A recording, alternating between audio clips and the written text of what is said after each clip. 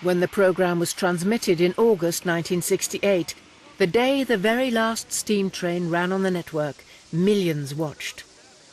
The nation was spellbound. 1968 proved to be a crucial year in the story of Flying Scotsman.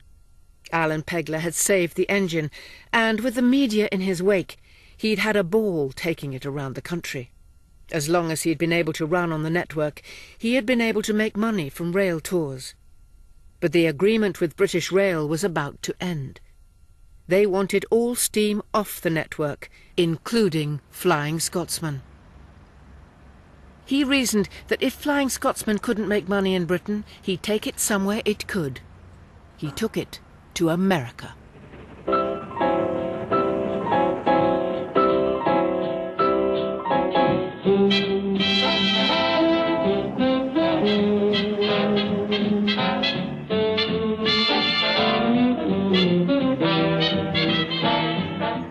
There'd been a long tradition of British Railways sending their flagship locomotives over to the States for exhibitions. Pegler, ever this swashbuckling, buccaneering sort of character, wanted Flying Scotsman to be part of that tradition.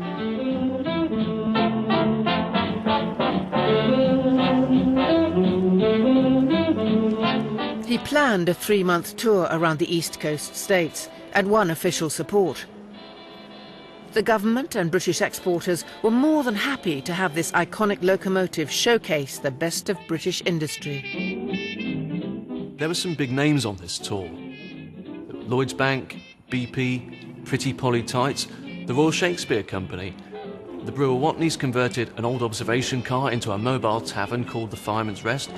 It was almost like a travelling circus, complete with a bevy of mini-skirted, glamorous girls, and Alan Pegler acting as ringmaster.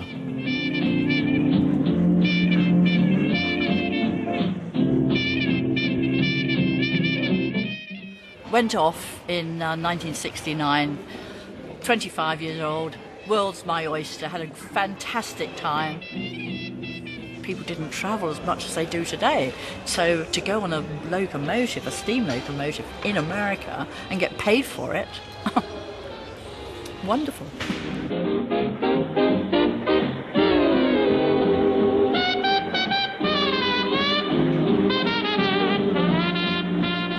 We started off in Boston, Hartford, went right down to Washington.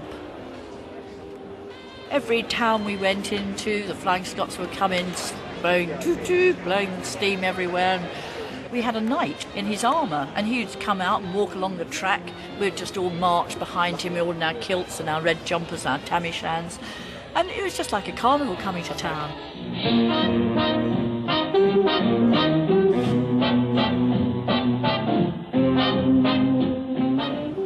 And then, of course, everybody wanted to meet us, so you're signing autographs, and then we'd set up our stall on the side of the platform, and then people would come and buy our memorabilia. The people that came to meet the train, I mean, we used to have hundreds of people, hundreds. You'd never believe how many people actually came to see this locomotive.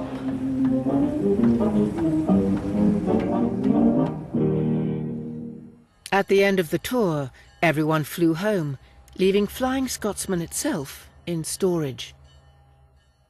The first tour of 1969-70 had proved extraordinarily successful. The businesses had all taken big orders, and despite its high cost, the tour itself had made a small profit.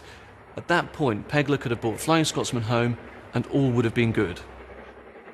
But he didn't. He'd been completely seduced by the charms of his engine, and he decided to run another tour in 1972.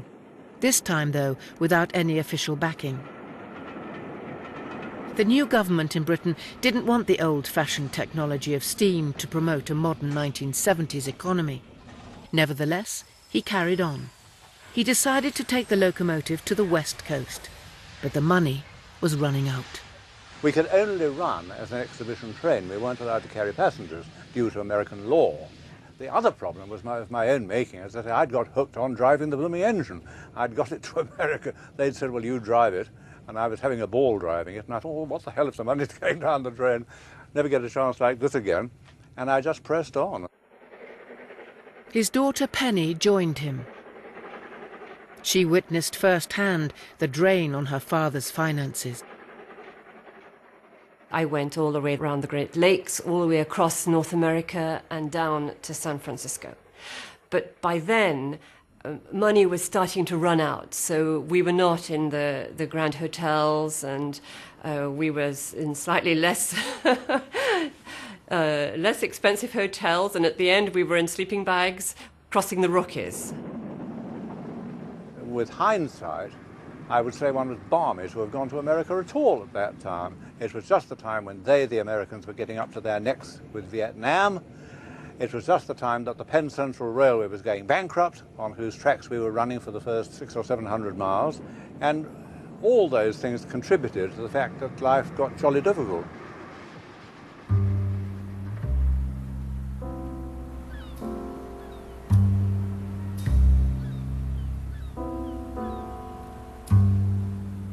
For Alan Pegler and his family, the consequences were devastating. In late 1972, he was forced to file for bankruptcy.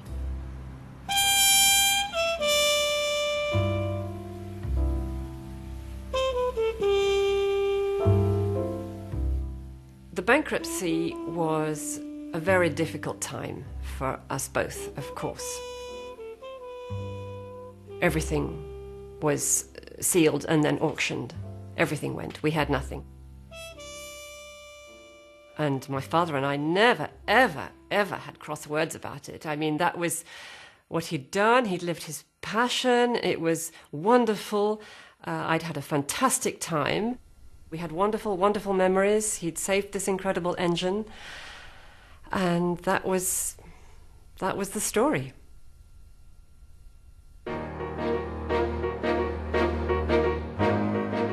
Alan Pegler knew how very expensive Flying Scotsman was to maintain. Over the next 30 years, 2 more millionaire owners would discover the same painful lesson. There was serious concern amongst people in Britain that Flying Scotsman might never return, but would be seized by Alan Pegler's creditors. It was saved by another wealthy railway enthusiast, William McAlpine. He acted quickly. Helped by the US tour manager George Hinchcliffe, McAlpine paid off the creditors, and by February 1973, he'd got it back to Liverpool. My thinking was that if so many people in this country loved her, that the thing must be able to earn enough money to keep itself. He ran it for more than 20 years, but was acutely aware of the cost of its overhauls.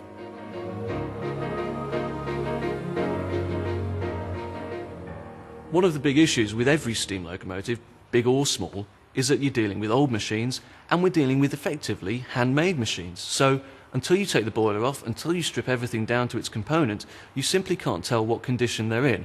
And with the boiler in particular, if there is a problem, putting it right is a ferociously expensive business.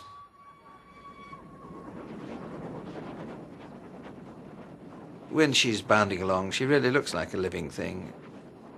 It is poetry in motion, but she brought responsibilities, you know. I mean, there was always something to spend money on.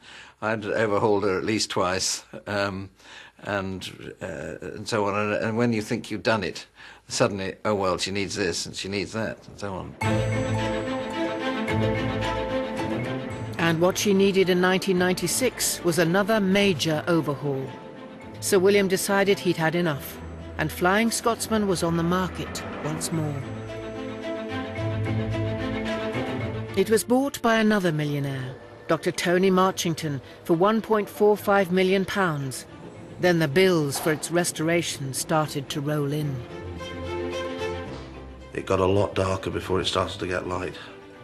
Certainly when this restoration cost started to head to $500,000, then beyond $500,000, 600,000, and then you thought to yourself, where the devil is this going to end?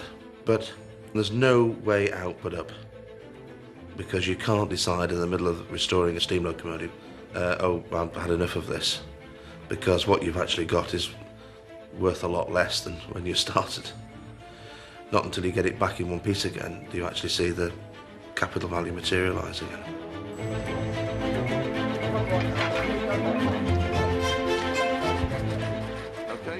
The overhaul took 4 years and cost £750,000. It made money for 4 years until Flying Scotsman Enterprises went into receivership in 2003. Tony Marchington became the third millionaire to have run into financial trouble while owning Flying Scotsman. The locomotive was put up for sale once more. This time, the National Railway Museum stepped in. At that moment they're going to sell it, the National Railway Museum decides, actually, we should buy it. And the reason we should buy it is because everybody thinks we own it anyway. People had been coming to the Railway Museum, and one of the questions they ask, where's Flying Scotsman? Because they think the Railway Museum must own it because it's the most famous locomotive in the world. In April 2004, after a short and frantic fundraising campaign, the museum did manage to buy it. Flying Scotsman, steam sweetheart of the nation, finally belonged to it. It's wonderful to see the Flying Scotsman finally back where it should be, and in Britain, thankfully.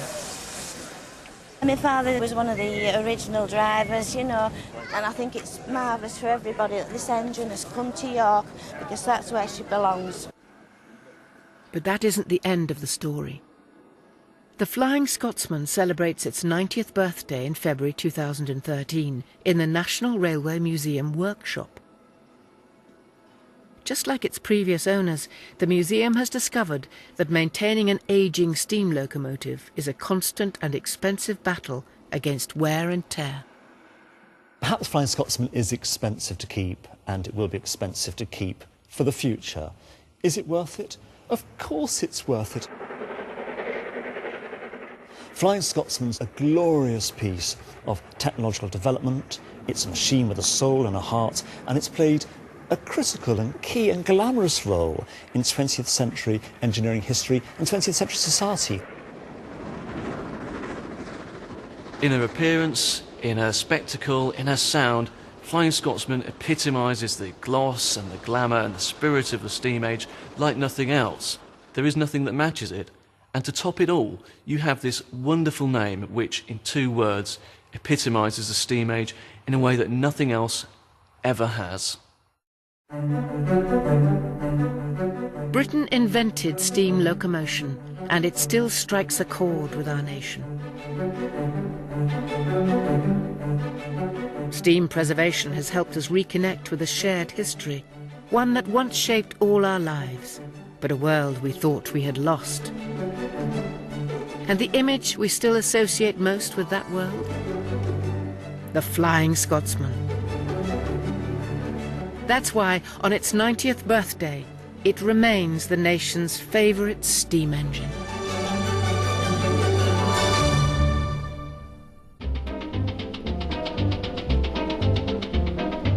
I get blue when I hear the wheeze of the choo-choo. I want you to go too with me on the choo-choo. Forget cares and let go of your troubles and blues. Let's be gay on our way, let's get on the choo-choo.